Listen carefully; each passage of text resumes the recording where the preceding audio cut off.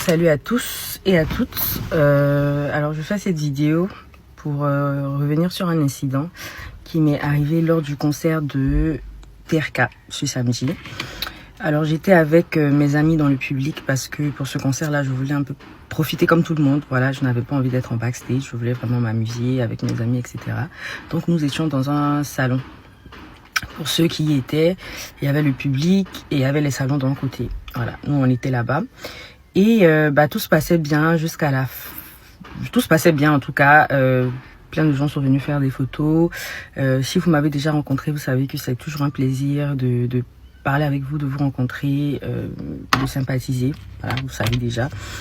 Et ça ne va pas changer. Ceci dit, lors de la fin du concert, il y a une petite foule qui s'est rassemblée au niveau de la barrière qui nous séparait. Il y avait des gens qui filmaient, qui faisaient des photos avec moi. Et à un moment, je voulais continuer de profiter. Donc, j'ai fait un bisou et je me suis retournée pour danser.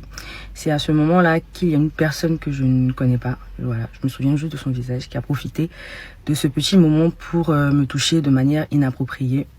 Je vous mettrai la vidéo tout à l'heure. Et lorsqu'il a fait ça, j'ai senti sa main, je me suis retournée directement et je lui ai versé mon verre dessus, mais c'était déjà trop tard, il avait pris la fuite. Je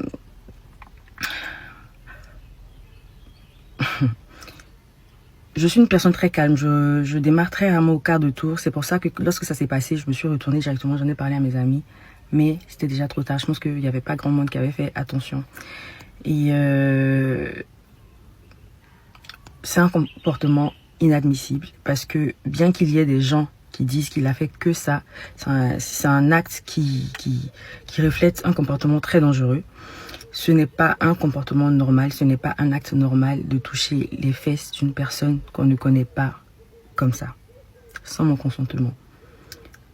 C'est-à-dire pour moi, c'est limite de la folie d'arriver à ce point-là. C'est un comportement tellement dangereux, c'est un comportement qui en dit tellement long sur la personne. Et la vidéo, elle a commencé à tourner depuis hier. Et pour moi, ce n'est pas quelque chose de normal. Ça ne sera jamais normal, surtout que je me sens...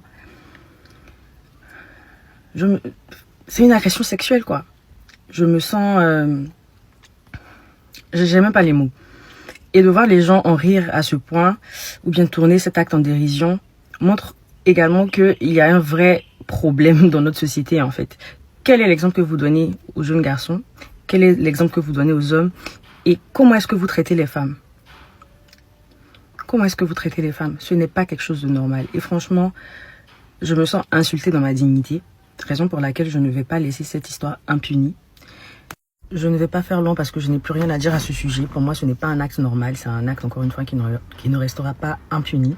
Si jamais vous reconnaissez la personne sur la vidéo, contactez-moi sur Snapchat ou d'autres réseaux, même sur TikTok.